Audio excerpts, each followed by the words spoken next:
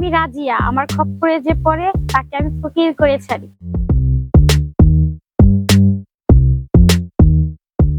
আজকে বাতাসটা কি সুন্দর, আহ কি দারুণ। আহ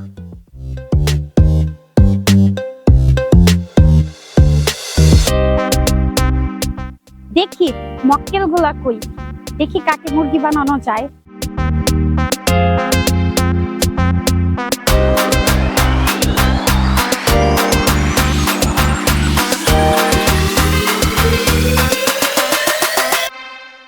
ওই তো কবির, পাইছি।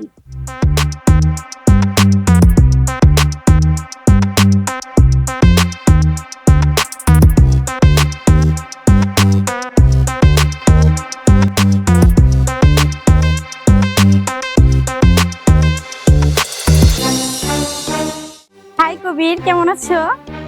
কি ভালো, তুমি ভালো আছো? আমি দাঁড়ায় দাঁড়ায় তো তোমার কথাই ভাবছিলাম। আমি সবসময় তোমার কথাই চিন্তা করি। তুমি আমাকে 500 টাকা দিতে পারবা? ও হ্যাঁ, 500 টাকা।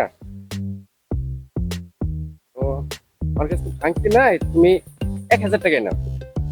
1000 টাকা? আমার লক্ষ্মী সোনা।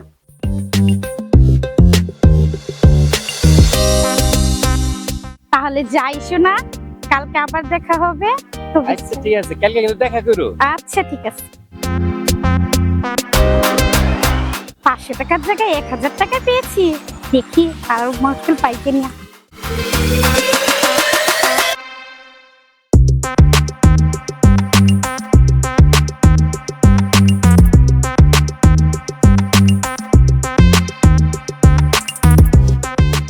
কি ব্যাপার, প্রতিদিন তো এই রাস্তা দিয়ে আসে, তো আজকে যে আসছে না, দেখি আর একটু অপেক্ষা করি।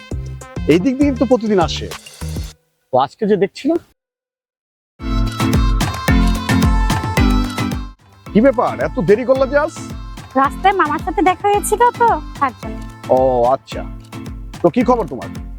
হ্যাঁ, আমি তো সবসময় ভালো থাকি আর সবসময় তোমার কথা মনে করি। আমিও তো তোমার কথা ভাবতে ভাবতে সারাটা দিন পার করে দিই। তাছাড়া আমিও তো তোমাকে নিয়ে সারাটা জীবন কাটাতে চাই। তাই? এই শোনো, আমি না তোমাকে একটা কথা বলতে চাই। হ্যাঁ বলো। কিভাবে যে বলবো, কেন, নির্ভয়ে বলো। কিভাবে যে বলি। আচ্ছা, তোমার কাছে 1000 খানিক টাকা হবে? হ্যাঁ অবশ্যই আছে। কি করবা তুমি টাকা দিয়ে? দরকার ছিল। আচ্ছা নাও। আর বিপদটা তুমি উদ্ধার করে ফেলো, তোমার যে প্রবলেম তুমি সেটা সলভ করো। তুমি আমার লক্ষ্মী সোনা, তাই তো আমি তোমাকে এত ভালোবাসি। থ্যাংক ইউ, আমিও তোমাকে অনেক ভালোবাসি। আচ্ছা সোনা, তাহলে যাই, আবার দেখা হবে। ঠিক আছে, আচ্ছা যাও। আজকে তো ভালো টাকা ইনকাম হলো। ওরা ভালোবাসে আমাকে আর আমি ভালোবাসি বাহাদুর আলমকে। আমি তো ওর সাথেই পালিয়ে যাব।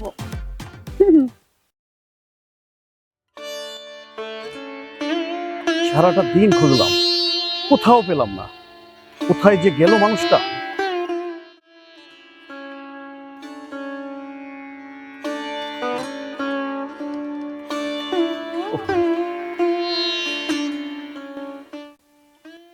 পুরা গ্রাম তছনছ করে খুঁজলাম, কোথাও পাইলাম না।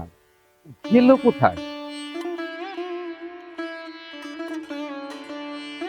যাই দেখি সামনের দিকে আছে কিনা।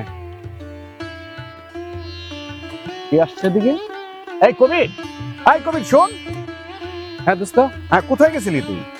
আমি তো রাজিয়াকে খুঁজতেছি। হ্যাঁ কি বললি? রাজিয়া? রাজিয়াকে তো আমিও খুঁজছি।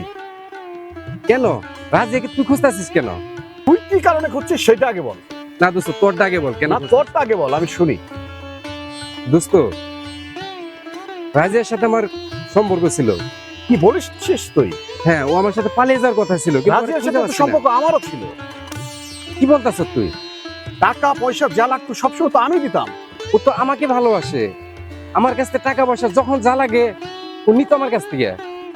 তার মানে কি ও আমাদের দুজনের সাথে প্রতারণা করলো? তাই তো দোস্ত, ও কি তাহলে আমাদের দুজনকে ধোঁকা দিল? আমারও তাই মনে হচ্ছে। আসলে ও একটা প্রতারক। প্রতারক না হলে কি আমাদের দুজনকে এইভাবে ফাঁকি দিয়ে যেতে পারে? আসসালামু আলাইকুম ভাইয়া। ওয়ালাইকুম আসসালাম। আশরাফ কেমন আছো? জি ভাই ভালো আছি। বড় ভাই আপনি ভালো আছেন? হ্যাঁ কবির ভালো আছো? আলহামদুলিল্লাহ ভালো আছি। তোমরা কই যাচ্ছ? আমরা কি বলবো ভাই, একটু লজ্জার বিষয়। আচ্ছা বলো একটু শুনি, আমি তো তোমারই একজন। না তা বলা যায়, কিন্তু ভাই আমরা দুটা বন্ধু মিলে একটা মেয়ের খপ্পরে পড়েছিলাম।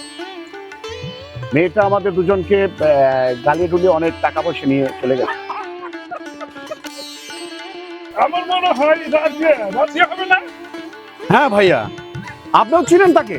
চিনবো না মানে তোমরা দুইজন না, আরো অনেক ছেলে পেলে।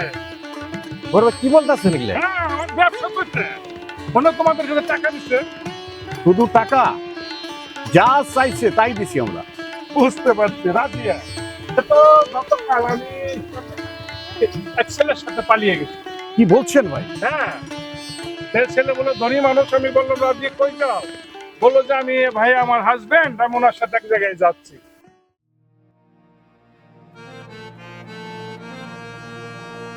তুমি এসেছো? হ্যাঁ এসেছি। টাকা পয়সা গয়নাগাটি সব নিয়ে এসেছো? হ্যাঁ সবকিছুই ব্যাগের ভিতরে নিয়ে আসছি। আচ্ছা তাহলে আমি একটা সিএনজি নিয়ে আসি। ব্যাগে তো অনেক কিছু আছে, একা রাখতে পারবা?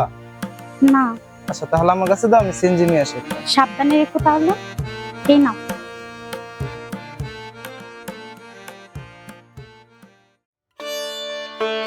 অনেকটা সময় হয়ে গেল, সিএনজি আনতে এত টাইম লাগে? টাকা পয়সা গয়নাগাটি সবই তো নিয়ে গেল। তাহলে কি আমি বাটপারে পাল্লায় পড়লাম? হাই হাই, আমার কি হলো?